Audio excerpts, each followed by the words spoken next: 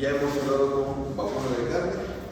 En esta sesión vamos a hacer dos especies. ¿Por qué? Porque justamente la parte de producción de ovinicamento está muy parecida en lo que es la ubicación, en la forma como se maneja, que muchas veces son en comunidades o de forma extensiva, y el objetivo, que en ambos casos vamos a tener como objetivo común la lana o la fibra, en el caso de la alpaca. Entonces, están estas dos especies metidas en este capítulo para ver cómo se puede hacer el tratamiento genético considerando ciertas características que tenemos de manejo y de los caracteres que más nos interesan en el mundo del manejo ovejero y el manejo de camello, que en este caso más importa la parte de alpaca. En el caso de uno vamos a ver los principios del tratamiento genético, las principales razas que se utilizan, los caracteres de importancia económica que nos va a interesar en este caso y sus parámetros genéticos. Al final de esta sesión vamos a ver cosas que se ajustan matemáticamente sus caracteres de importancia, que en este caso son los pesos. Así como hemos visto en el caso de vacuno de carne que se estandarizan los pesos para una mejor comparación, acá también hacemos lo mismo para el caso de ovinos.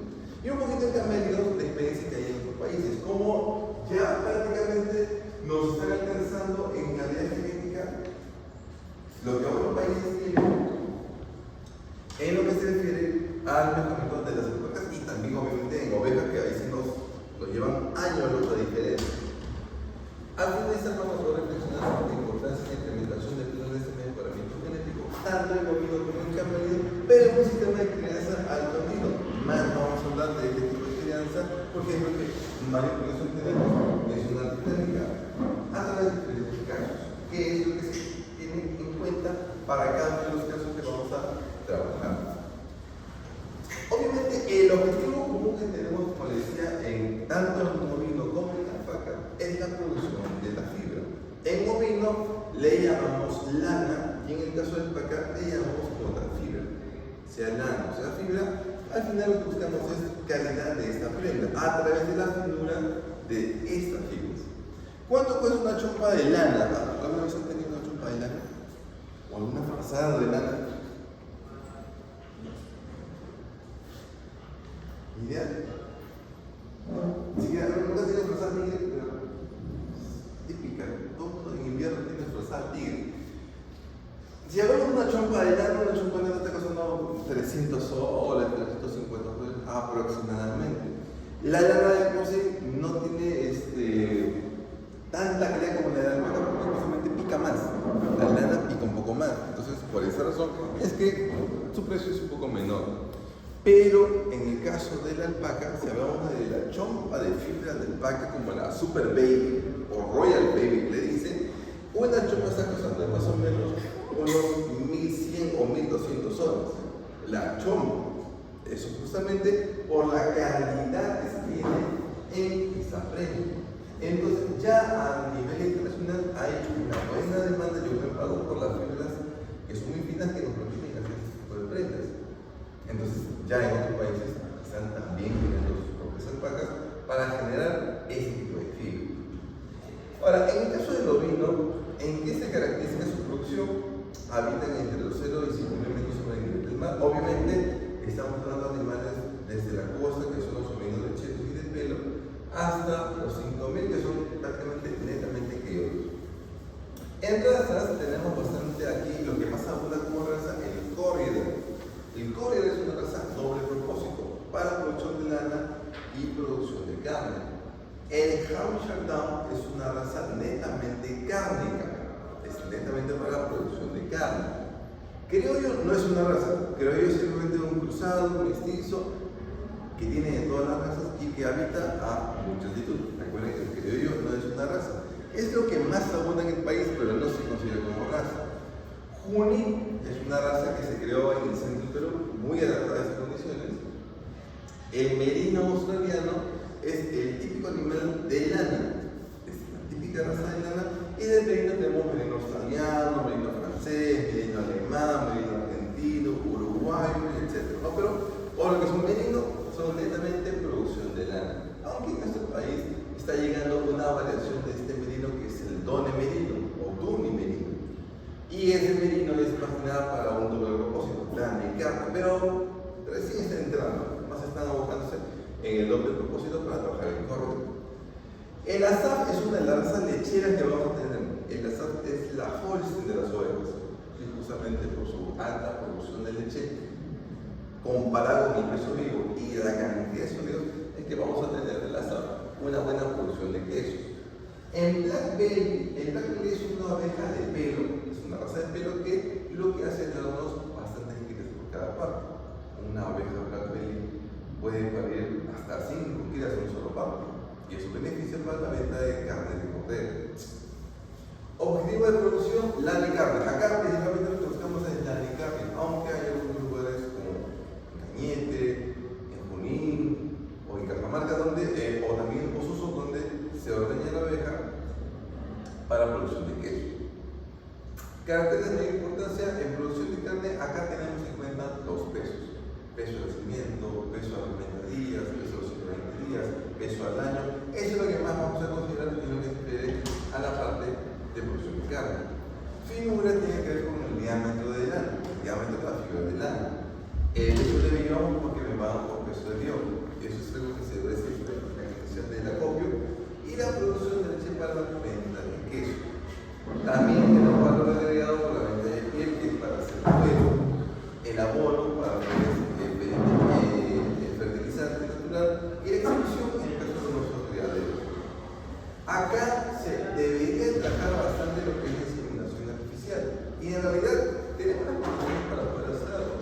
Sin embargo, acá en Perú, como más del 80% de las ovejas que están criadas bajo un sistema de crianza extensivo, no aplican ni siquiera la monta controlada, no simplemente dejan montar el carnero para que las ovejas se queden crías.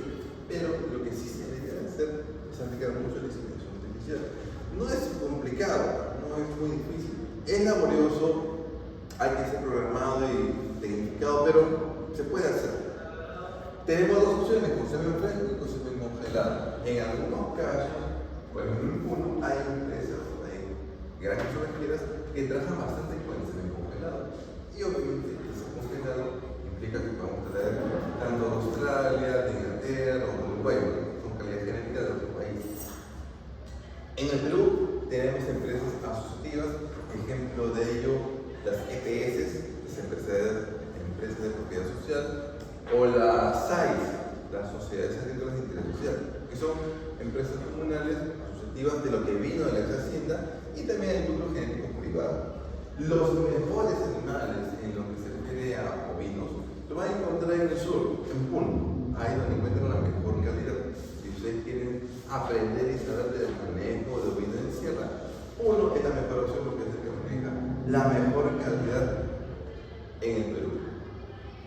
¿Qué tipo de razas vamos a encontrar? Encontramos razas de lana, razas de carne, las de doble propósito, las de piel, prolífica de pelo y las de producción de leche. Esa es una raza que vamos a tener.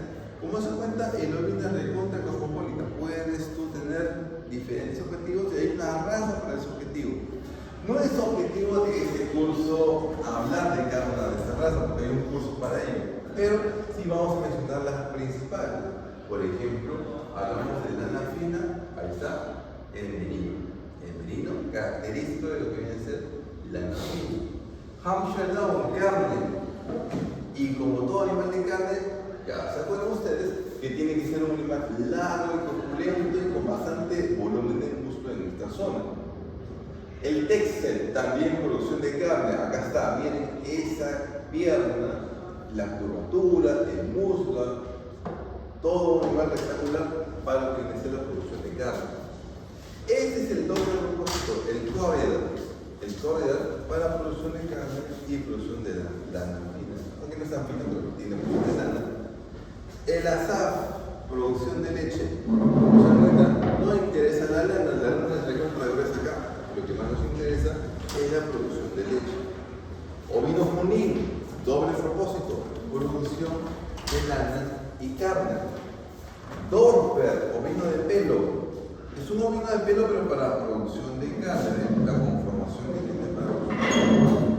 Tenemos dos tipos de Dorper: el Dorper carne negra y el Dorper carne blanca.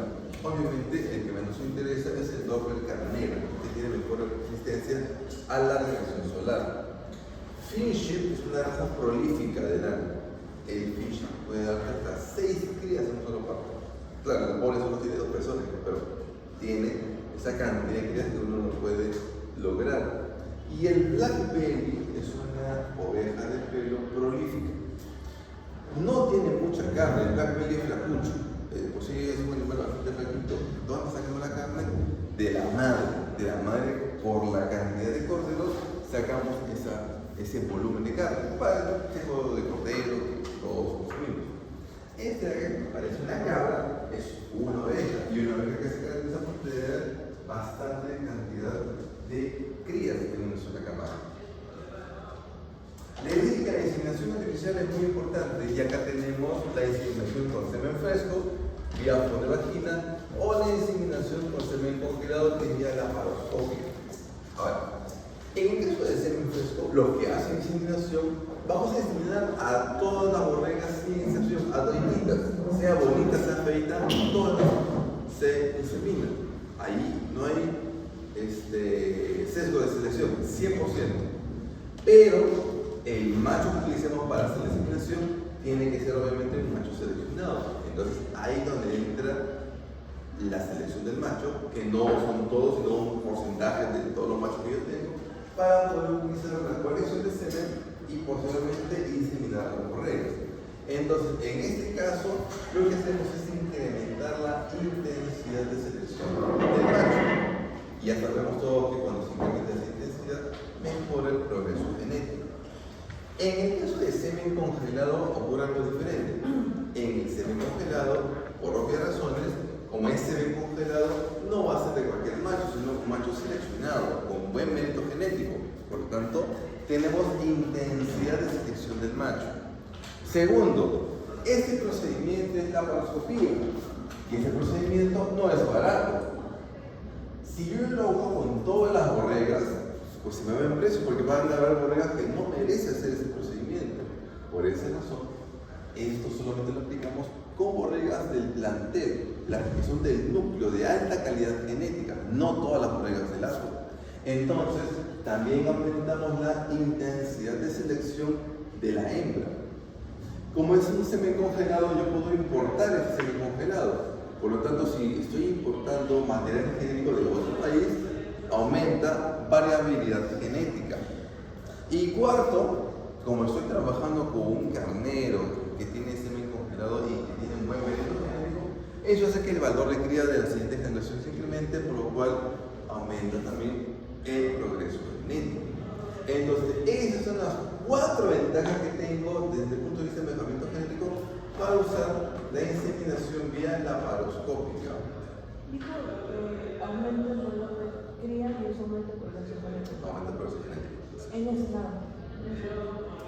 En ese acá estamos haciendo de que por la ventaja de que es un semen congelado, el semen congelado tiene ya caracteres con valor de mérito genético.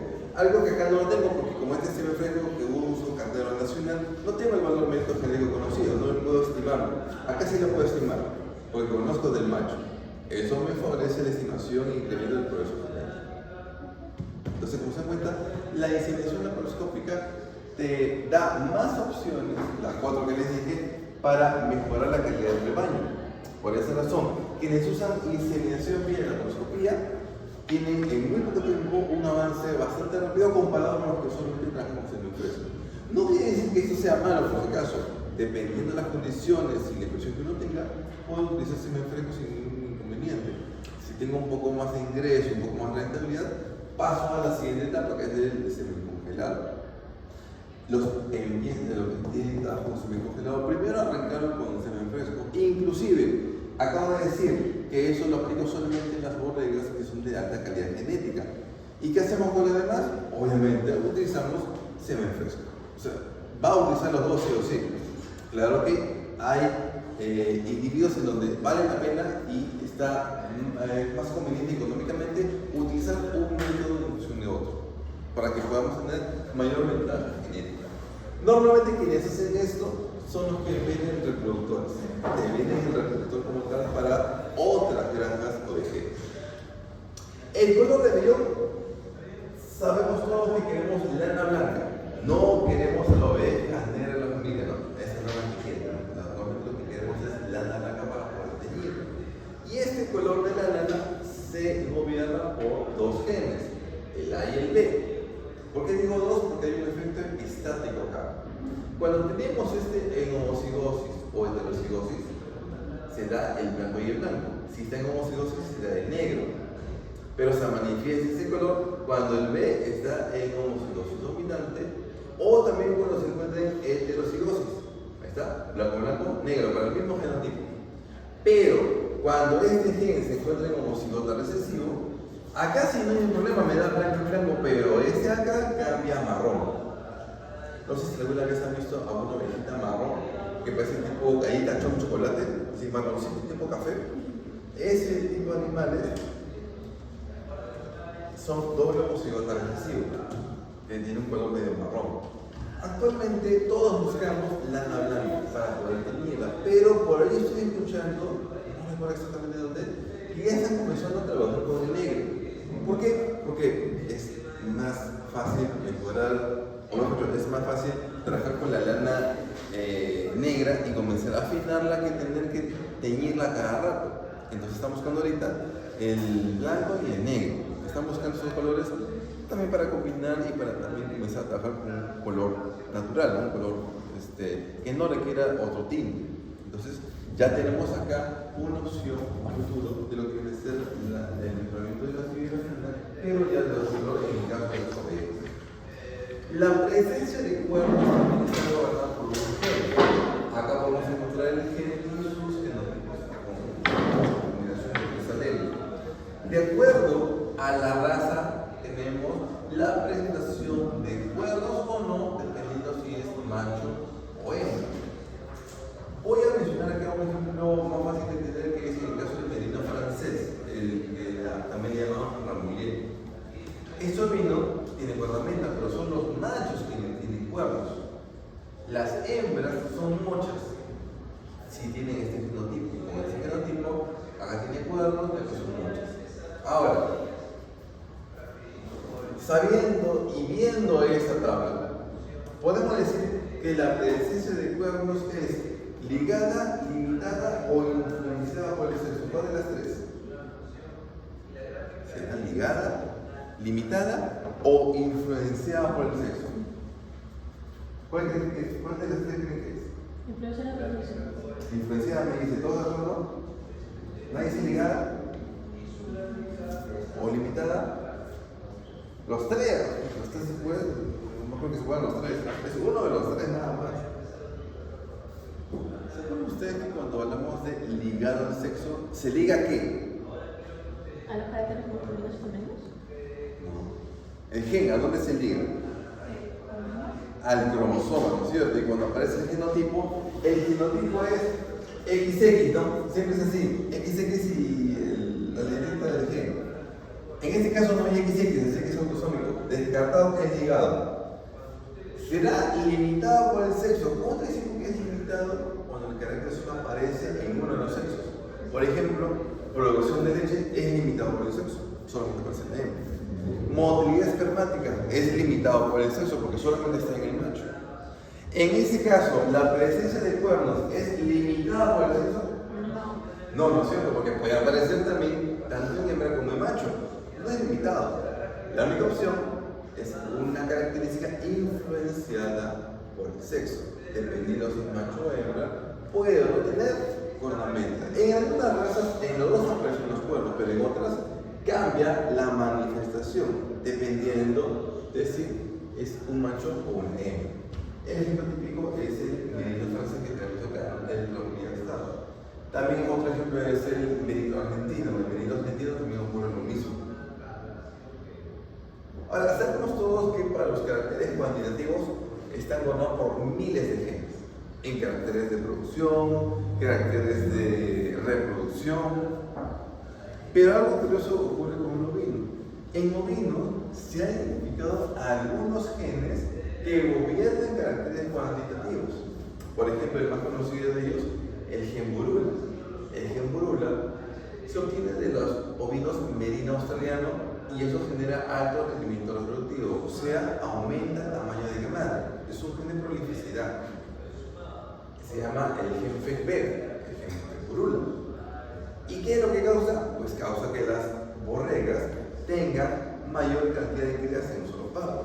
Si normalmente yo esperaba 1 o 2 crías en un solo parto, con el gen Ferporula me dan hasta 5 crías en un solo parto. Aumenta la prolificidad. Eso no le hace daño a la oveja. No, no le hace daño. Las crías nacen con menos peso, claro, pero no le hacen ningún daño a la oveja. No vamos a encontrar acá la enfermedad de parto disóxico, ¿no? Así como Gazapo está disparado el poderío. En el caso de los que crían animales, que crían ovejas, me interesa mucho eso, ¿no? Porque me da mayor cantidad de crías que puedo lograr. Y mejor la saca y mejor la tasa de reemplazo. Hay otro gen parecido que es el Inverder, pero el Inverder es un gen que está localizado en el cromosoma X, o sea, ese sí es ligado al sexo. Y eso tiene las ovejas Rodney Marsh. ¿Qué hace? También incrementa la tasa de ovulación y el tamaño de camada. Es como el gen Morula, muy parecido, pero el problema es que las hembras homocigotas son infértiles. Entonces, como las homocigotas pueden salir infértiles, ese gen no es muy utilizado porque corre el riesgo de que tenga hembras que nunca me van a dar cría. Entonces, por esa razón, no se está utilizando ese gen. El Calipish, lo resalto acá, sí es bastante utilizado y se obtiene de los carneros dorset. ¿Qué causa el Calipish? Hipertrofia muscular. Me da animales con buenas características de carcasa. Esa característica es causada por el alelo CLPG del cromosoma 18, o sea que es un gen autosómico. Y lo curioso es que tiene herencia paternal de la característica. ¿Eso qué significa? Que la hipertrofia muscular solamente se va a observar cuando el papá es quien transmite el gen. Si la mamá transmite el gen, no vas a tener hipertrofia muscular. Esto se llama sobredominancia polar. Es un tipo de acción génica, un quinto tipo de acción génica diferente a la que hemos ya conocido anteriormente. Ese de acá es llamada sobredominancia polar, característico del Calipish. También estaba el Scrappy, pero este acá ya no se utiliza en la actualidad porque ya no utilizamos harina de carne bovino. Antes se identificó al prion Scrappy, que lo que causaba es problemas en el sistema nervioso central. Sobre todo estas cepas, la A y la C, quiero que es atacar el sistema nervioso en vacunos. ¿Qué causa con esto? Causa la famosa enfermedad de la vaca loca. No sé si se escuchado la enfermedad de la vaca loca, ¿no?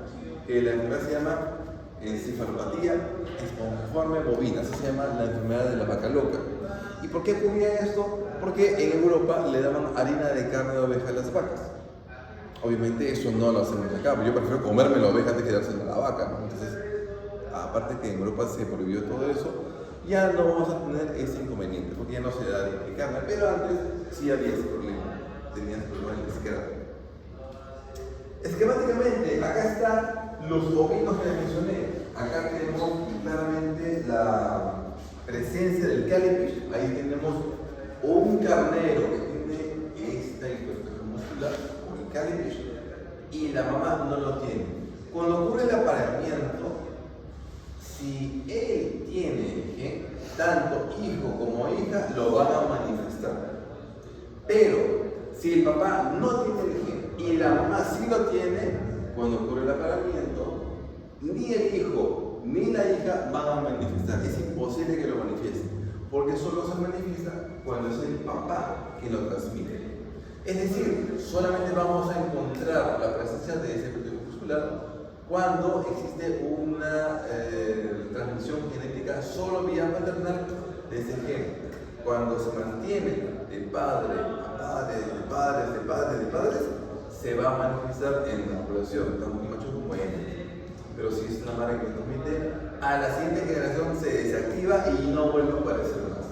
Por eso la importancia de elegir a este macho que tiene la hipertrofia muscular. ¿Cómo se observa? Acá está. Tenemos una pareja de merino, que es de lana, y una pareja de Hampshire Dam, que son de carne. En las merinos, miren bien, con Calipish, sin Calipish, se nota la diferencia, ¿no es cierto? Pero en la raza de carne apenas se nota la diferencia, con calipish, sin calipish. Apenita, ¿no? Un poquito más largo por acá, un poquito más de nalga, pero al final no hay mucha diferencia. ¿Qué nos dice esto? Si voy a utilizar el gen en una raza de carne, no vas a encontrar mucha diferencia. ¿Dónde se aprovecha más? En las razas que tú sabes que no son cárnicas.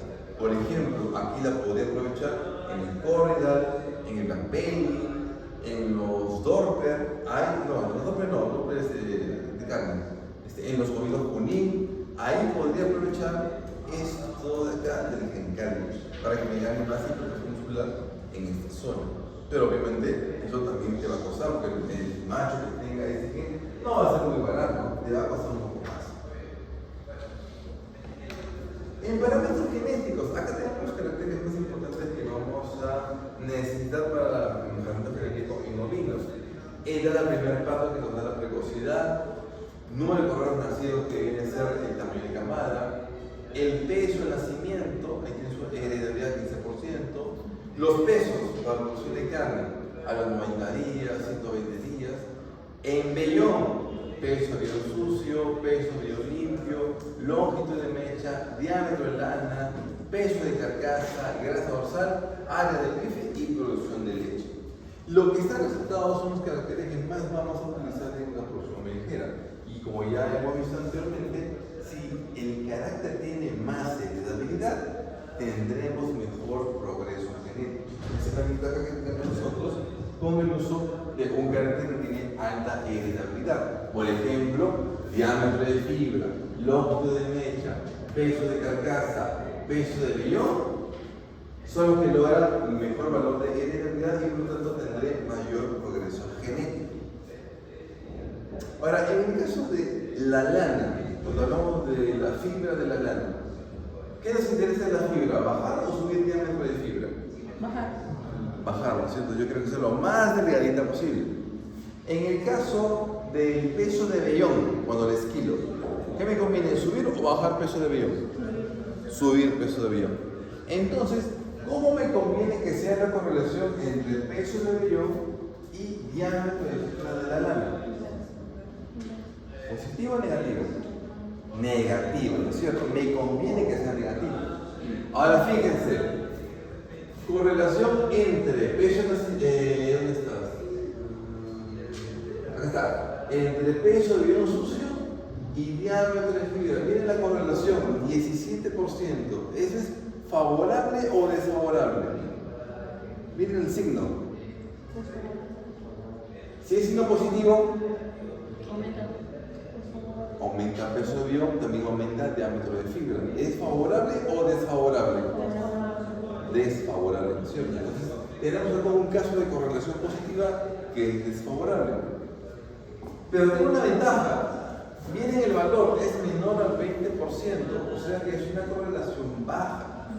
Lo cual significa que yo puedo hacer la selección y el mejoramiento genético del peso de vellón y también del diámetro de fibra, porque ambos caracteres, como la correlación es muy baja, prácticamente son caracteres que tienen comportamiento independiente. Uno no se relaciona mucho con el otro. Cuando tenemos caracteres con correlación baja, prácticamente son independientes, no tienen mucho efecto uno con el otro, por lo tanto, se pueden mejorar ambos caracteres sin mucho inconveniente. Eso se puede hacer. Pero si esta correlación hubiera sido 30, 40, 50%, ya ahí sí tendrá problemas. Si yo tengo una correlación muy elevada, pero yo quiero mejorar los caracteres, sí o sí, ya no puedo trabajar la selección directamente a través del valor de cría, sino tengo que ponderar su valor genético y su valor económico. O sea, ahí puedo comenzar a trabajar posibles extensión, que me corrigen el problema de la correlación desfavorable. Pero obviamente eso ya se sabe bastante bien.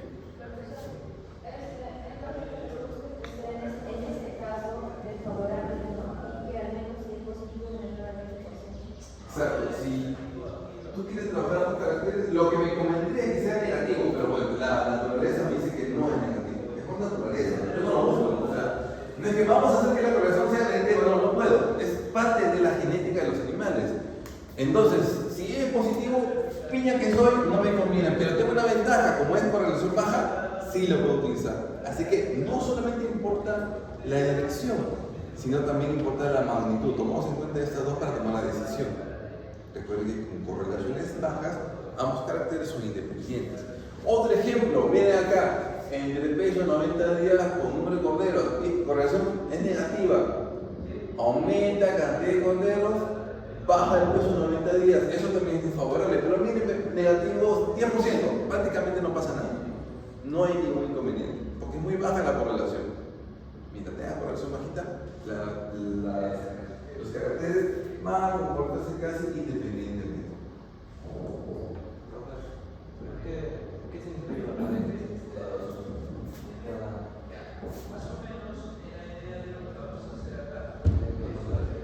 Lo que está en paréntesis es la repetibilidad. ¿Son repetibilidad, se acuerdan? ¿Qué es la repetibilidad? La probabilidad que se repita el rendimiento de los individuos. Cuando tú esquilas a los animales una y otra vez, hay un 58% de probabilidad que se repita otra vez el peso de ello. Eso nos dice la repetibilidad. Lo que está en paréntesis son los valores de repetibilidad.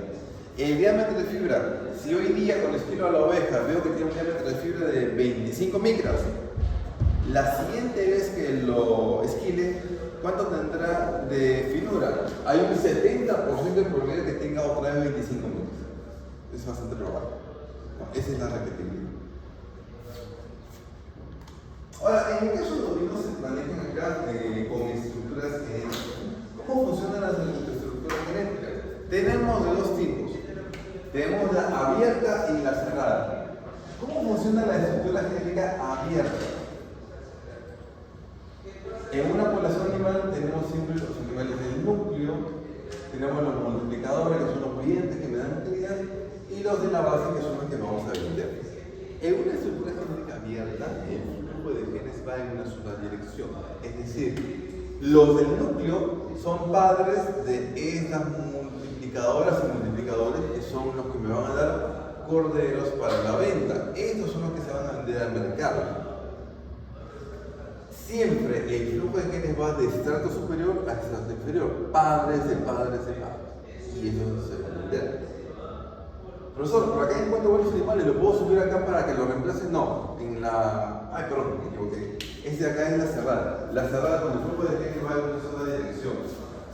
En el caso de una estructura genética cerrada, su mismo nombre lo dice, se cierra a tener rendimientos buenos para usar como reemplazo. En el caso de la cerrada, vamos a tener siempre el flujo de genes va de mayor a menor, y esto se va a vender.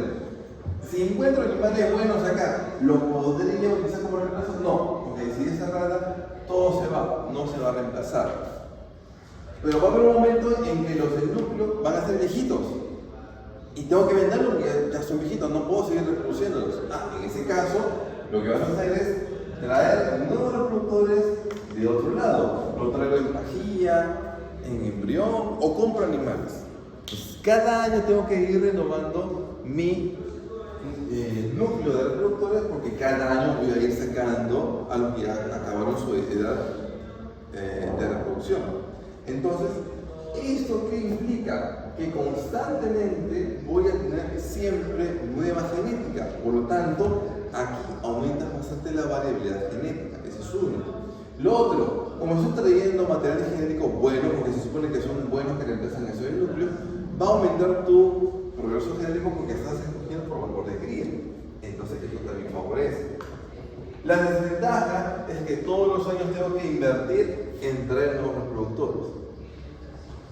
¿En quiénes conviene hacer esto? Quienes venden para carne y también venden reproductores hacen ese tipo de trabajo.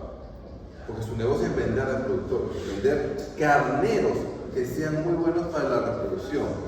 Ahora, en el caso de un carnero, ¿cuánto costará un carnero? Si yo le pregunto, véndame un carnero, ¿cuánto me lo venden? ¿Ah? A ver, vamos a hacer la idea. Yo les pregunto a ustedes, ¿cuánto creen que cuesta un carnero a un reproductor? ¿Cuánto creen que cuesta? ¿Ah? 500 soles me lo vende, ¿cuánto me lo vendes? Yo pensé que estaba conmigo. ¿150 soles? Yo pensé que estaban unos 500. 500 No, soles. No, 5.000 creo. 5.000 soles. 1.200 soles. Ah, exacto. Con IGB. 1.200 soles.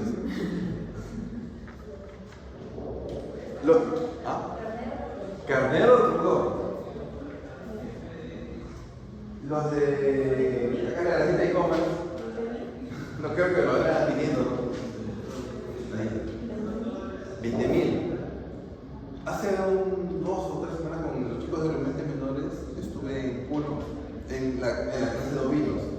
Y justo fuimos a visitar a un productor, ex alumno de la científica, que tiene su granja de ovejas, todo perfecto, y le daba muy bien. Y él tiene muy buena calidad genética en su ganado, todo de pedigree, con semen neozelandés, australiano. Y le pregunté, oye, ya puede donarnos un carnero para la científica, ¿no? Para tener buena cría. No para lo que tenemos ahí ahorita. Un chiste ese. Ya, profe, usted se sacó una oferta. ¿A cuánto me le dejan? 80.000 soles. El carnero. 80.000 soles es un carnero que cuesta. Y eso que me dejó en oferta, por ser científica, por ser exalumno. O sea, imagínense cuánto cuesta un carnero reproductor como tal. Entonces se dan cuenta que el mercado de la venta de reproductores es muy bueno para el que hace esto, porque su negocio es vender reproductores. Entonces, obviamente, a los que utilizan la estructura genética cerrada, como constantemente están renovando su calidad genética con muy buenos animales, va a poder vender reproductores. Pero no creo que todos lo pueden hacer, estos son años de chamba, son desde su abuelo que están trabajando con eso. Entonces, esto nos dice que se puede trabajar con una estructura genética cerrada y recuperar lo que estoy invirtiendo todos los años en comprar genética de otros países. Ahora, ¿qué pasa si yo no tengo la suficiente cantidad de dinero para hacer esto todos los años? No me conviene, no puedo. Debo trabajar con mis propios reemplazos. Entonces en ese caso, trabajamos la otra estructura genética, ahora sí, la abierta. Igual tengo acá el núcleo de reproductores, los multiplicadores y los de la base. Igualito que el anterior. Estos son padres de estos, y esto lo voy a vender al mercado.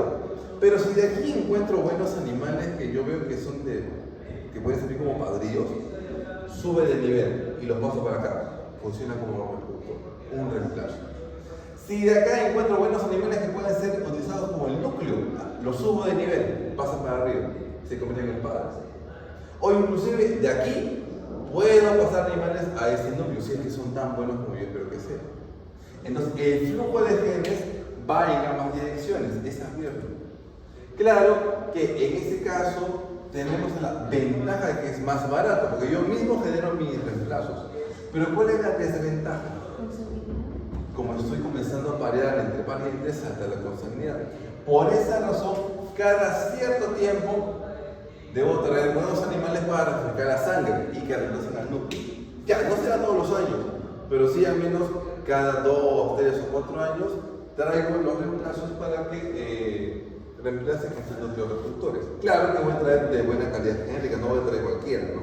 Verifico que sean de muy buena calidad genética. Entonces, este acá me permite generar mis propios reemplazos a través de la estructura genética abierta. Sea cerrada o sea abierta, hay algo que tienen en común. Para trabajar cualquiera de las dos, necesito un tamaño poblacional grande. No lo puedo hacer con poblaciones pequeñas. ¿Y cuánto es grande? Por lo menos más de 300 animales, por lo menos.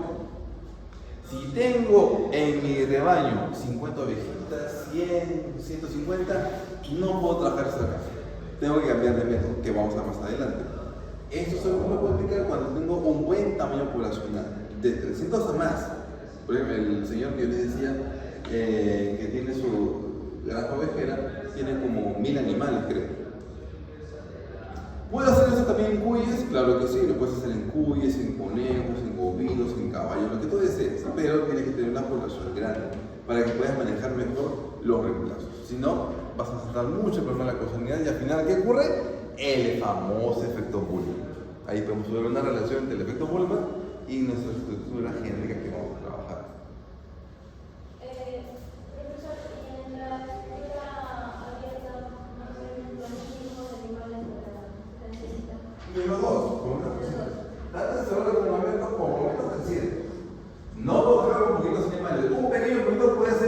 imposible. Esas personas que tienen 30 cabezas, 50 cabezas, no pueden trabajar esto. Tienen que cambiar a otro método que vamos a ver en un momento. ¿Ok? El mercado reproductor le decía que ya se vende con sus valores médicos genéticos. Acá tenemos una página que vende pajilla de semen de carnero. Y la venta del carnero, pues la pajilla no es nada barata. Cada pajilla está costando como $80, $100. Son de carnero certificado, que tiene sus valores de mérito genético de esos caracteres. Y ya ustedes ya han visto varios catálogos, tanto en carne como en leche, ya se puede interpretar también esos catálogos sin ningún problema. ¿Se acuerdan cómo se llamaba el mérito genético del toro lechero?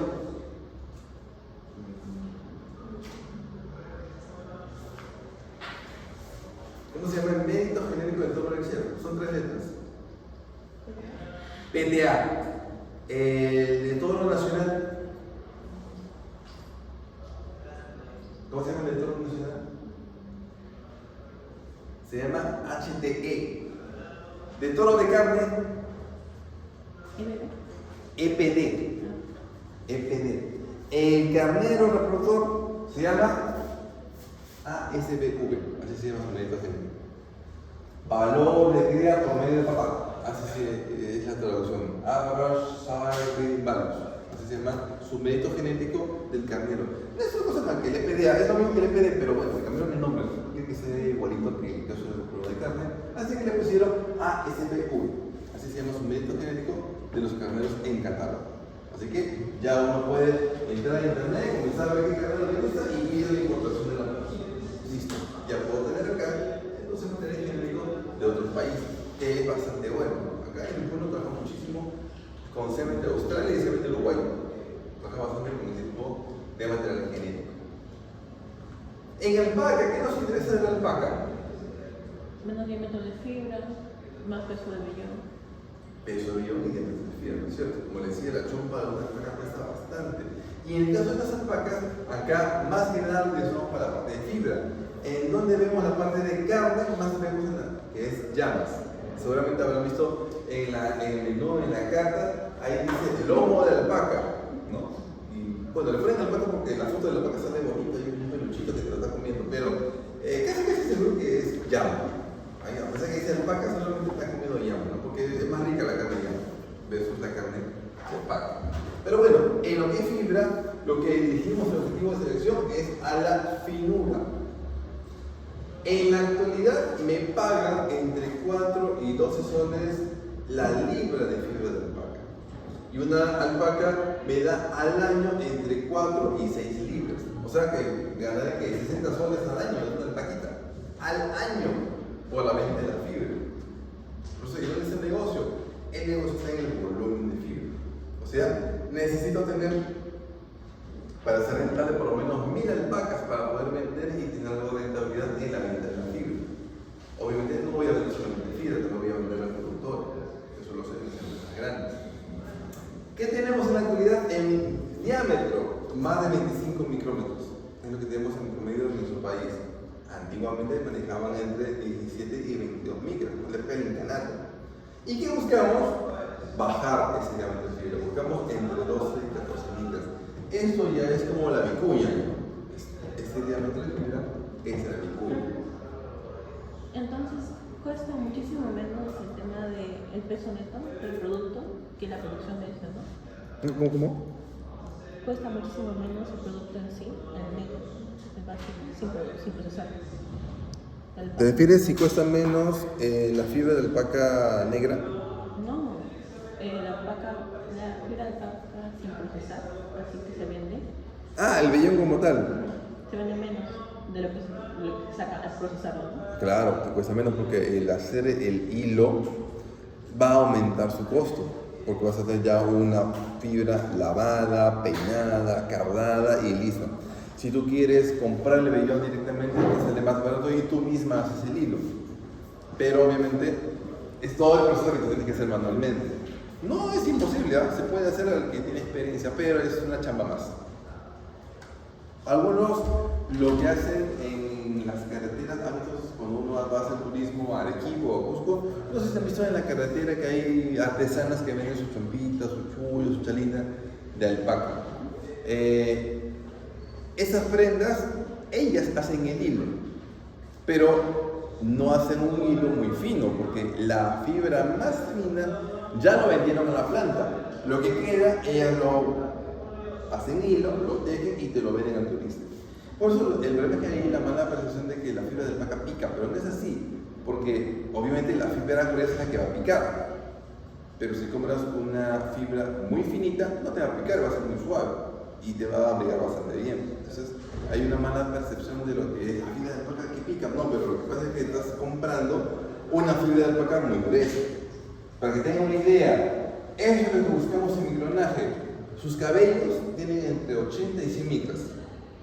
O sea, si su cabello tiene entre 80 y 100 micras, imagínate cómo será la alpaquita muy finita que tiene acá, menor diámetro de fibra. Y la prenda sale de muy buena calidad, bien suavecita. Claro que si es una alpaca muy gruesa, va a comenzar a picar.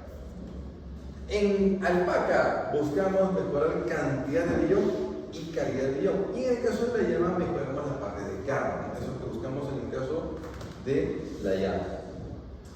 ¿Qué caracteres son las que más nos interesan? Pues tener fibra fina y peso de vello. O sea, lo que nos interesa son estas dos.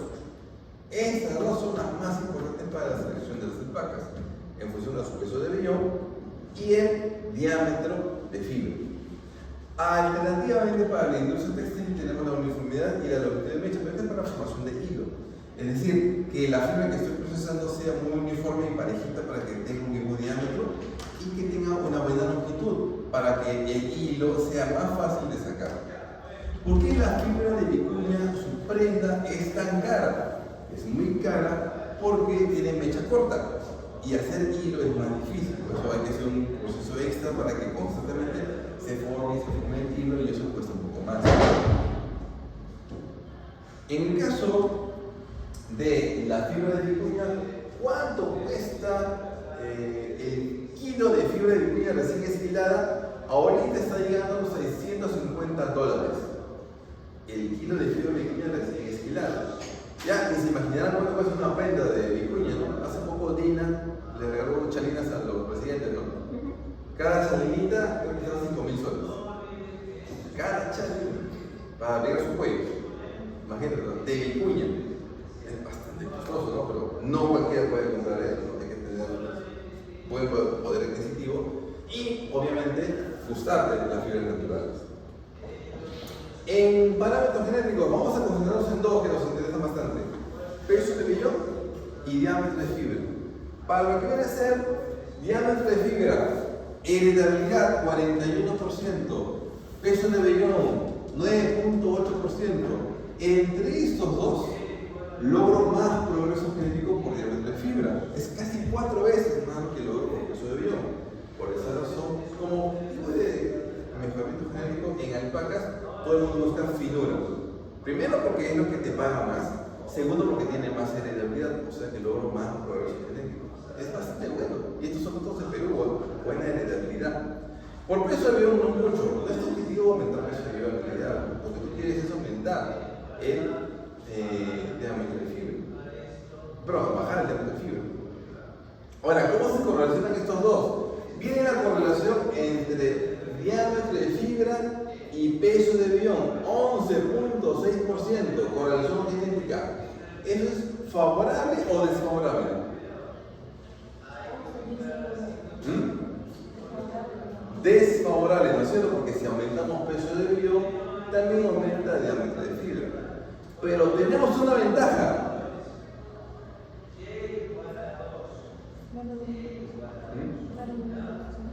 Es una correlación baja, menos de 20%, es 11.6%, lo cual significa que ambos caracteres se comportan de forma independiente, por lo tanto, puedo lograr mejoramiento en ambos caracteres sin ningún problema. No se va a complicar el encontrar buenos animales para peso de vellón y que también tengan menor diámetro de fibra. Ahora, para la evaluación de nuestras alpacas, ¿qué requerimos? Evaluar las alpacas por uno más características, o sea, ya hemos visto la selección unicarácter y la selección multicarácter. Usar información objetiva y de genealogía, o sea, mantener nuestros registros productivos y mantener un buen registro genealógico. Incrementar la precisión de la estimación del mérito genético. ¿Se acuerdan que cuando hablamos de la evaluación poblacional aplicamos el método LUDA, que es un modelo lineal? Y eso aumenta la precisión de la estimación de su mérito genético. Por lo tanto, eso favorece en la evaluación de los genéticos, porque tengo más certeza de cómo es el valor genético de cada animal. Comparar entre alpacas de diferentes rebaños y generaciones. Cuando tenemos la evaluación de una alpaca en función de los hijos y tengo más hijos en más rebaños, ¿qué aumentamos con eso? Recuerden, evalúo una alpaca en función de su progenie y su progenie está distribuida en más rebaños y en más cantidad. ¿Qué aumenta en la alpaca que estoy evaluando?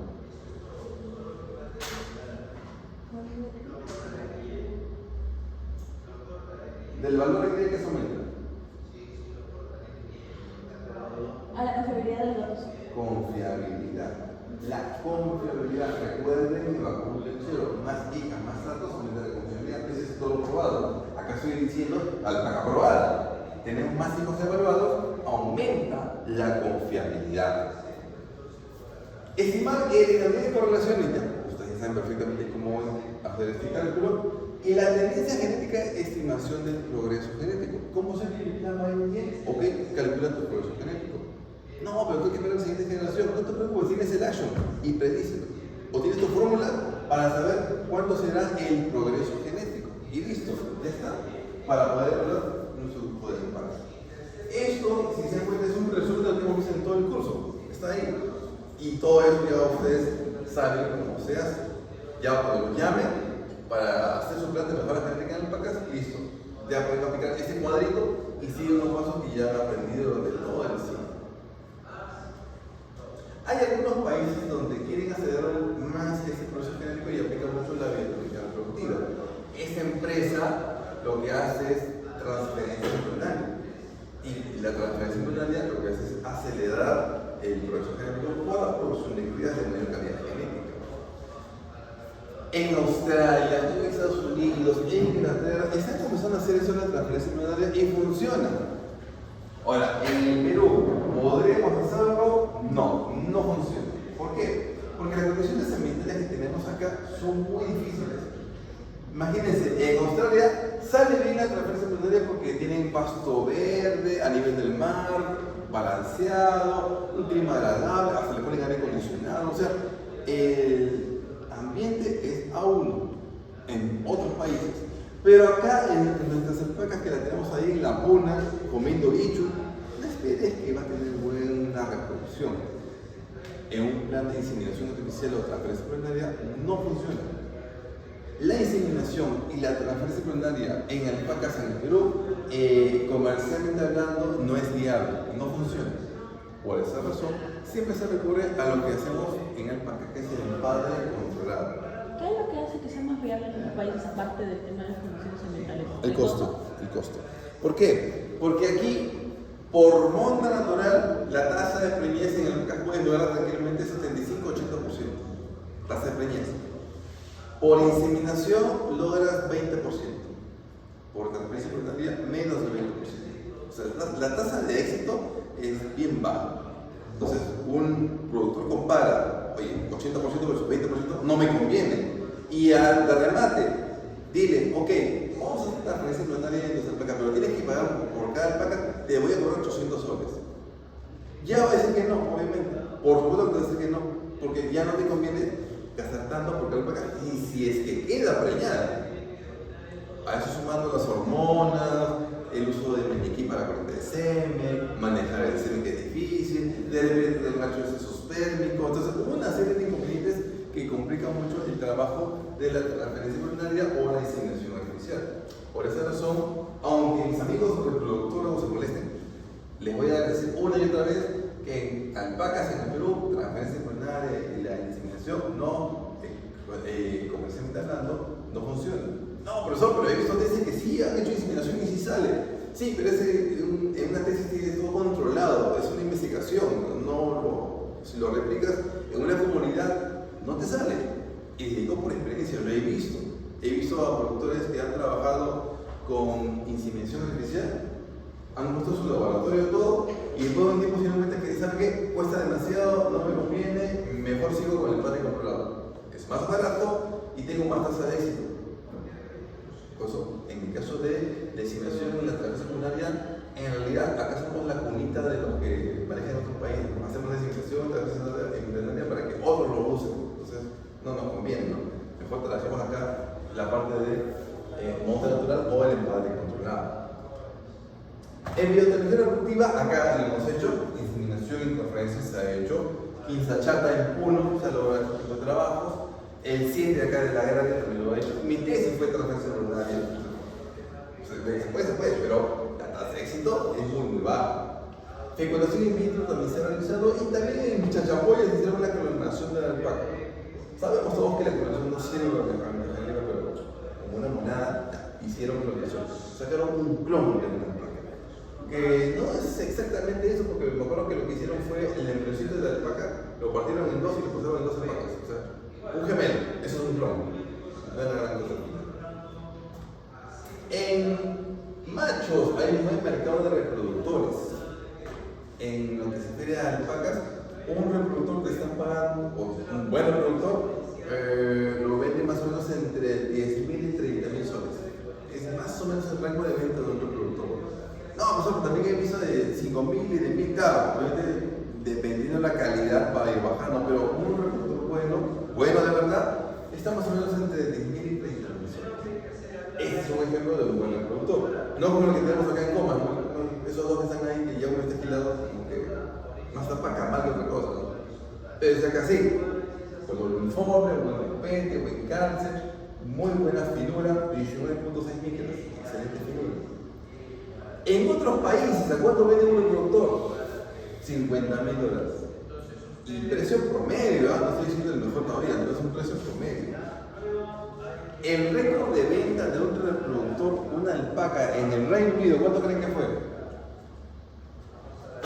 El récord de venta de una alpaca, $750.000. El récord. Pero eso fue hace 30 años, ¿no? Que no hay muchas alpacas, pero eso fue el récord de venta de un machito reproductor. Claro que en la actualidad no es así, ¿no? En la actualidad es mucho más bajo, pero así se tenía antes. Creo que todavía aparece la página donde ofertan alpacas y van a encontrar que se ofertan a 1 millón inclusive. Pero ¿quién va a pagar 1 millón? Un montón de plata. Hay otros países que ya están manejando su propio alpacas. Por ejemplo, tenemos en Australia la Asociación de la Alpaca Australiana. ¿Usted cree que en Australia no es una alpaca australiana, es una alpaca peruanaza que la llevaron a Australia para comenzar a reproducir? Comenzó siendo mascota y ya comenzaron a negociar con la alpaca. Sudáfrica, alpaca sudafricana. Ojo que de acá la alpaca es sudafricana. Es simplemente alpacas que de aquí se exportaron hasta Sudáfrica y comenzaron a trabajar y mejorarla. ¿Te das cuenta que son un peruano? Mira esa cara punella que tiene. Clarísimo. Todavía sé que, por la carita, sé que esta alpaca es del señor Barreda, acá de Puno. Yo lo conozco. Está clarísimo. Más peruano no puede ser. En Noruega, la sociedad de la alpaca noruega también tiene un ambiente, pero yo estuve en Noruega una vez y de verdad que no sé si han visto el country club, el golf, ¿no? Que está ahí sencillo, el campo de golf. Así las mantienen en las alpacas, en ese tipo de campo, con su cobertizo rojito, de blancos, su cascada, su arco iris, por ahí un duende, o sea, tiene todo así a uno para mantener a las alpacas en Noruega. Y justamente porque acá me interesa bastante la fotografía, hace bastante frío ya. En el Reino Unido, la Sociedad de la Alpaca Británica, miren, ven, y esa foto no crean que es Londres, esa foto es Puno. Y yo agarré el pantallazo en el año 2011, ya desapareció obviamente, pero agarré el pantallazo para que se den cuenta que los británicos les gustaba mostrar que sus alpacas venían de Puno. Porque eran peruanas, es lo que tenían en calidad genética. Si usted ve las alpacas de Reino Unido hace 20 años, eran puro guarizo, o sea, un cruce de todo, por tanto más feas eran. Ahora ya mejoró su calidad, ya tienen mejor calidad y poco a poco lo están alcanzando. Nueva Zelanda también tiene sus alpacas y tiene su show de la alpaca todavía. Hay gente que le gusta crear alpacas feas. En Estados Unidos tiene su revista de la alpaca. Acá no tenemos una revista, no, ni siquiera tenemos noticias, por ahí de repente aparecemos una vez, ni en las noticias aparecemos. Pero ahí está, lo que viene a ser cómo criamos al alpaca. O sea, lo que ellos pagan cada mes, yo les estoy diciendo gratis todo, pero no son me están pagando también. Pero igual, la información que estoy dando está acá. Todo está acá también, igualito. Cómo se maneja, cómo se cría, cómo se alimenta. Todo lo que encontramos en los libros lo tiene acá resumido en su revista del alpaca. Inclusive hay gente que hace negocio con la alpaca. ¿Han visto Alpacafé? El negocio, el café. Es un café. Alpacafé le dicen. ¿Cuál es el chiste de Alpacafé? ¿Cómo tomas tu café? Así como hay con perritos y gatitos, ya, con alpaca también. Estás tomando tu café y tu alpaca al costado. Viendo, dando de comer, viendo cómo se echa, cómo se está cazando. Tranquilo. No, eso es lo que ya se tiene en la actualidad, Alpacafé. La gente le gusta bastante eso porque la ventaja de la alpaca es que la alpaca es muy limpia. No defeca y orina ahí en el local, ¿no? Se va a su zona de estercolero. Bien limpia, limpiecita, no orinando donde le da la gana, ¿no? Orina donde le corresponde, muy limpia en ese sentido. Hay inclusive ya en las bodas he visto que le quitan alpacas. Cuando llevan el anillo de bodas, en la ceremonia, entran los anillos, ya, entra la alpaca colgando con sus anillos acá. Llevan la alpaca, dejan el anillo, la gente ya olvida la novia, todo con la alpaca. Llevando la alpaca. Este chiste, solamente por llevar los anillos a la boda, cuesta como $1.500. ¿Qué? Ni 5 minutos, porque la alpaca entra y sale. $1.500 por hacer ese negocio. Me dan ganas de hacer negocio con las alpacas así, ¿no? Imagínense ganar ese dinero para solamente una boda. En el caso de Estados Unidos, está ganando mucho ya en los últimos 30 años la parte de evaluación genérica de sus alpacas. Obviamente son alpacas peruanas, pero ya como tienen su asociación, está ganando más en lo que se refiere a valores genéticos. Ya está con su catálogo de la alpaca. Y esos catálogos ya tienen su valor de mérito genético. Acá los valores de mérito genético se conocen como EPD, igual que en los republicanos, y tienen la misma interpretación. Hace 30 años Estados Unidos tenía las alpacas de mascota, solo mascota, nada más. Ahora ya han visto un negocio y tienen ya en la actualidad valores genéticos de las alpacas para vender. O sea, se vende ya a los reproductores. En 30 años ellos han logrado que nosotros seguimos trabajando hace 700 años. En muy poquito tiempo están logrando ya mejorar la alpaca. Claro, nosotros seguimos teniendo la mejor calidad, pero si nos quedamos dormidos, en Estados Unidos nos va a pasar. Pero yo espero estar muerto ya para ese momento cuando Estados Unidos nos venda reproductores. Yo espero jamás ver eso, de verdad. Yo prefiero estar muerto antes de que tener que comprar un reproductor de Estados Unidos. Imagínate que el peruano tiene que comprar una alpaca reproductora de Estados Unidos. Es lo más peligroso que yo escucharía, de verdad. De verdad, sería lo peor. Pero nos estamos quedando. Por eso los necesito a ustedes para que se metan en la realidad de la alpaca. Se metan en la alpaca. No, profesor, hace mucho frío, no hay internet, no hay agua, no hay baño, pues hay un hueco en lugar de un baño. Ya, pero así es la realidad. En este caso, ponemos ahora. Esa es la realidad. El que está trabajando con una alpaca, pues tiene que estar ahí donde están las alpacas. Hasta ahora, tantos alumnos que han pasado conmigo, creo que hasta ahora solo tengo 2 pupilos que se dedican a la alpaca, solamente 2. Y uno ovejas. O sea, no hay mucha gente que se dedica a eso, porque justamente también me dicen, profesor, he hecho práctica, pero no me gustó, no había internet, no podía ver Facebook, no había agua caliente. Profesor, he estado 2 semanas sin bañarme y mejor todavía, la cocina abriga más. No, profesor, mucho frío, mucha lluvia, muy incómodo. Entonces, nos falta mucho trabajar en ese aspecto, no hay profesionales en esa área. Tienen que hacer más en esa parte donde se necesita, que es en la parte de zona autoandina.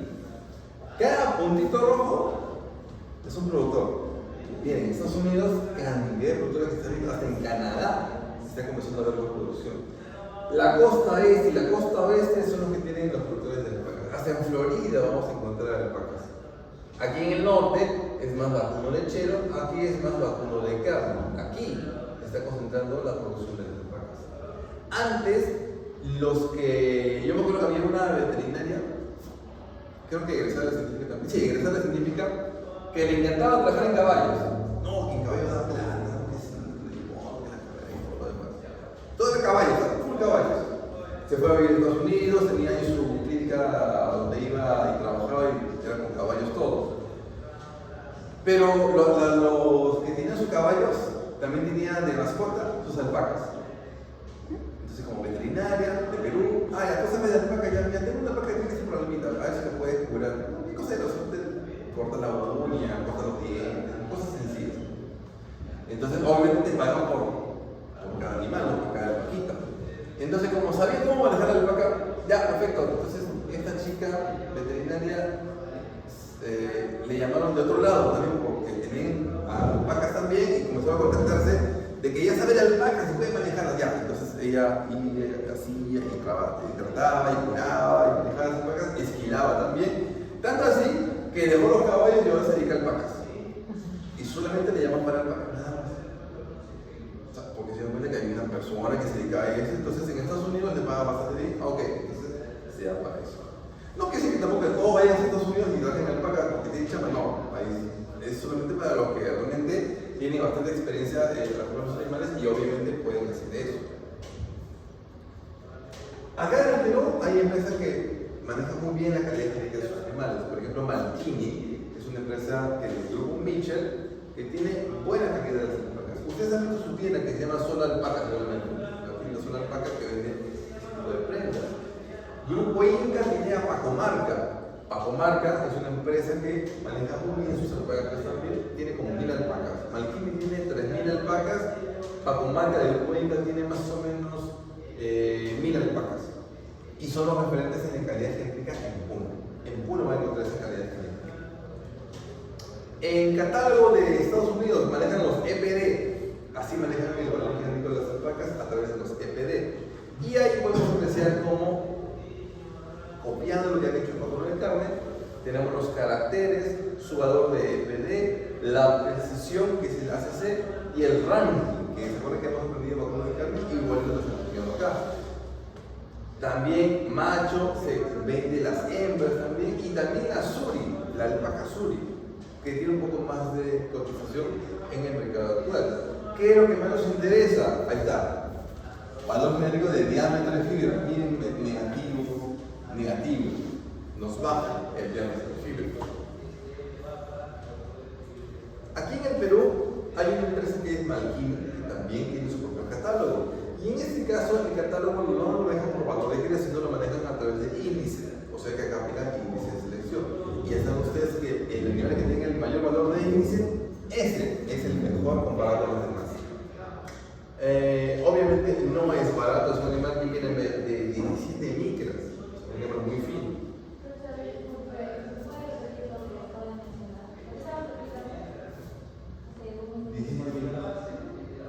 Este es un animal muy fino, que les decía, acá podemos ver su valor fenotípico, 17.4 micras. Eso está metido en peso de destete, peso de nacimiento, peso de primera esquina, peso de avión, toda esta información está acá fenotípica metida en un índice que está acá. Se evalúa a estos animales a través del índice de selección. Y como ustedes ya saben, el mejor número, el mejor animal. Ahora, en el caso de los criadores de alpacas, acá hay algo diferente. Son pequeños productores. ¿Se acuerdan que les decía?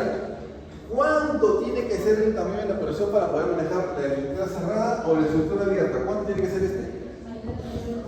Más de 300, ¿no es cierto? Tengo que tener más de 300. Pero un pequeño productor alpaquero tiene 50, 40, 80 animales. Ya no puedo trabajar esto. Cambiamos. Ahora puedo trabajar núcleo central o núcleo disperso. ¿Cómo funciona? Supongamos que tenemos una comunidad en donde tenemos 4 productores. Necesitamos 4 productores. Este tiene 80 animales, 40 animales, 70 animales, 75 animales. Pocos animales tienen. Solitos ellos no pueden hacer la carrera. Entonces, vamos a utilizar el núcleo central. ¿Cómo funciona el núcleo central?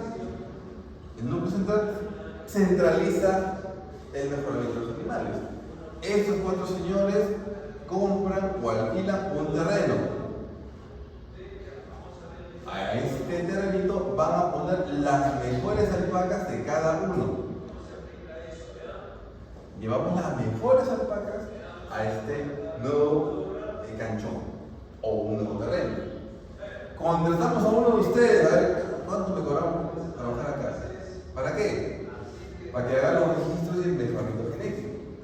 Y obviamente, para que se pueda tener mejor calidad genética, puedo comprar un macho de otro producto que está conocido para poder meterlo acá y que comience a empadrar a las células.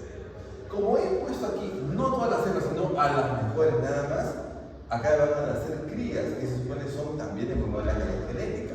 Entonces, esas crías, cuando se desteten, van a reemplazar a las viejitas que se van de acá.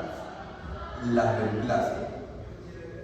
Entonces, van a irse las viejitas que son de mala calidad genética, entran las hijas que son de mejor calidad genética y eso aumenta su valor genético de la población.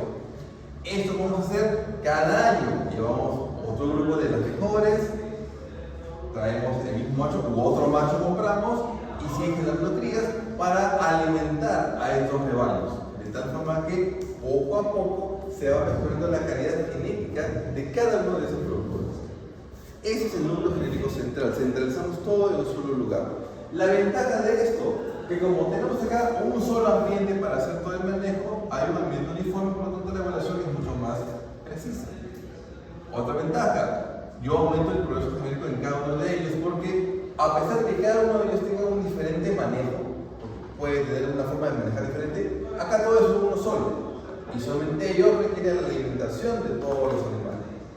Aumenta el progreso genético trabajando con un núcleo central que me alimenta de reproductores. Pero el inconveniente de eso es que tengo que invertir en terreno, pagar mano de obra o comprar reproductores. También podría, profesor, aprovechar algún macho de ellos para que haga apareamiento. Sí, es verdad, pero igual tienes que controlar con sanidad, no es que ocurre el apareamiento entre ellos. Entonces, si la limitante es encontrar terreno porque no existe o muy caro, pasamos a la siguiente, los núcleos dispersos. Igual tengo acá mis productores, pero no hay terreno. No hay problema. Lo que vamos a hacer es que este señor le alquile el macho reproductor durante la época de empadre, que dura 2 o 3 meses, le alquile a este señor. Este señor le alquila un macho de acá, este le alquila un macho de acá, y este le alquila un macho de acá. Durante 2 o 3 meses que dura la campaña de empadre. Va, alquila, los machos empadan al rebaño del vecino y luego el macho regresa a su rebaño original. ¿Cómo se cobra este señor por el alquiler del macho? ¿Cómo se lo cobra? Con plata, con las crías que van a nacer. Entonces, cuando este señor ya destete crías, él va a visitarlo y le dice, oye, ya, se destetaron, mi cuota son 4 crías, dame mis 4 crías y listo, se lleva sus 4 crías, cuota de destete. El año siguiente repite lo mismo y se cobra sus 4 crías también. Y así, constantemente va a hacer eso. Pero va a haber un momento en que cuando este señor preste su macho a este grupo, va a comenzar a emparar las hijas. Entonces, para evitar este problema, rotamos. Ahora le alquila a este señor, este le alquila a este le alquila a este y este le alquila a este. Vamos a rotar para que no ocurra el problema de la consanguinidad. ¿Cuál es la ventaja de esto? La ventaja es que es más barato. Ya no contrato personal, ya no requiero de un terreno, simplemente comienzo a rotar a los machos reproductores. Otra ventaja, como tengo un macho que ahora tiene crías en varios rebaños, este macho tiene más crías en más rebaños, aumenta la confiabilidad de su cálculo de mérito genético. Eso es una ventaja. Otra ventaja, aumenta variabilidad genética en cada rebaño, porque como este señor se va cobrando de cada cría tiene una genética diferente y aumenta su variabilidad. O sea, con eso evitamos los problemas de causalidad. La desventaja, si voy a hacer esto, todos los productores tienen que tener el mismo sistema de manejo, necesariamente. No puede ser que él esquile en noviembre, él esquile en enero, él dosifica en julio, él dosifica en agosto, no. Todos tienen que ser parejos, tiene que haber mucha coordinación. Entre todos tiene que haber ambiente de manejo igualito, no puede ser diferente. Esa es una de las razones por las cuales a veces no es muy exitoso este método, porque a veces uno no quiere hacer caso y quiere hacerlo como aprendió, como ya él conoce, y se perdió el esquema. Para que así funcione, todos tienen que tener el mismo sistema de manejo, no puede ser diferente. Ya sea el central o el disperso, uno puede elegirlo de acuerdo a las condiciones en que se encuentra. Si dispongo de terreno, aprovecho el central. Si dispongo yo del macho y lo puedo rotar, aprovecho el disperso. ¿Correcto? Entonces, ahí tenemos entre esas dos opciones. Bien, como tenemos tiempo, vamos a arrancar con la parte de práctica. Aprovechando lo que ya tenemos para la clase de práctica. Hemos dicho que en el caso de ovinos, ¿qué es lo que hacemos? El peso. Nos interesa el peso de los animales para venta de carne. Entonces lo que tenemos que hacer, como les decía, es estandarizar los pesos. Entonces, en el caso de ovinos, hacemos esto. Ajustamos nosotros el peso al decente. ¿Qué es lo que hacemos para ello? Aplicamos esta formulita. El peso al decente de los ovinos a los corderitos va a variar siempre de cada rebaño o cada productor. Normalmente es entre los 30 y 120 días. Pero para efectos de práctica vamos a dejarlo en 90 días, como la edad de ajuste de peso al decente, 90 días. Luego, cuando se vende más o menos a los 6 meses. Entonces, para efectos de práctica, vamos a hacer el peso de ajuste de venta a los 180 días. Entonces, nuestros dos ajustes que vamos a ver acá es el peso a los 90 días y el peso a los 180 días. Esos son los dos ajustes que vamos a ver. El ajuste a los 90 días, peso de nacimiento más peso de destete que hemos pesado al animal, menos el peso de nacimiento por edad de ajuste, que en este caso será 90 días, entre la edad de destete. Este viene a ser la fórmula para ajustar el peso a los 90 días. Pero se acuerdan que en Macuno de Cana habíamos dicho que el ajuste, ¿se acuerdan que lo hicimos a 205 días? No solo depende de la edad, sino también depende de la edad de la mamá. Y para eso aplicamos un factor de corrección. Acá también ocurre lo mismo, pero acá influye la edad de la madre, el sexo del cordero, si es macho o hembra, porque el macho pesa más, y también tome en cuenta el tamaño de camada, porque en un ovino tenemos camadas simples, dobles o triples. Entonces, se calculan factores de corrección considerando esas características. Entonces, eso de acá, obtenemos el peso ajustado a 90 días y luego multiplico por el factor de corrección. ¿Cómo son esos factores de corrección? Aquí tenemos una tablita fácil de memorizar con los factores de corrección de cada caso. Cordero, hembra y macho. Edad de la madre de 1 año, 2 o más de 10 años y de 3 a 6 años. Y dependiendo del tipo de parto, simple, doble y triple. Ahí están los factores de corrección para cada uno de los casos. Solamente hago el cruce y busco su factor de corrección. Por ejemplo, ¿cuál será el peso ajustado al destete de 90 días de un cordero Hampshire Down macho cuyo peso de nacimiento fue 2.9, peso al destete 37 kilogramos, edad de 180 días y el cordero viene de un parto doble de una oveja de 2 años al momento del parto. ¿Ok? Miren, el cordero es macho, parto doble y mamá de 2 años. ¿Cuál es el factor de corrección que le corresponde? Macho, parto doble y mamá de 2 años.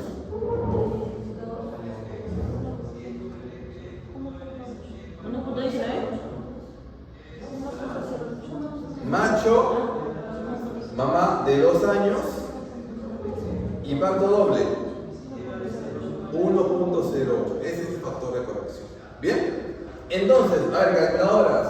¿Cuánto sale? Esto de acá es 2.9. Esto es 37. Este de acá, 2.9. Edad de ajuste, 90 días. Y edad de destete, está, 80 días. ¿Cuánto nos sale ese resultado? Profesor, 2.9 o 2.09. Ah, ¿Cuánto sale el resultado a los 90 días?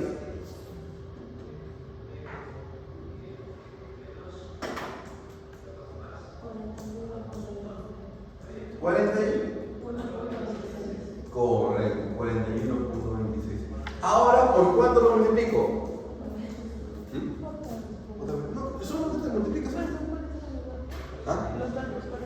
2.9, 37, 2.9, 90 y 80. Operando nos sale 41.26. Multiplicado por 1.08, ¿cuánto sale?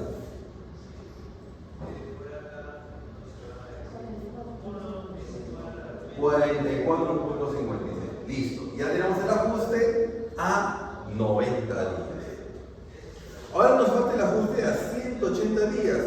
¿Cuánto le falta a 90 para llegar a 180? Otros 90 días. Entonces, en esa fórmula, aquí coloco 90 días. No se confundan. Como estoy ajustando a 180 días, 90 es lo que le falta a 90 para llegar a 180. Y si en el examen le digo que voy a hacer el ajuste a 100 días, ¿acá cuánto pongo? ¿Ah? ¿Qué? Si yo le digo que aquí al destete ajustamos a 100 días, para 180, ¿cuánto coloco acá? 80, ¿no es cierto?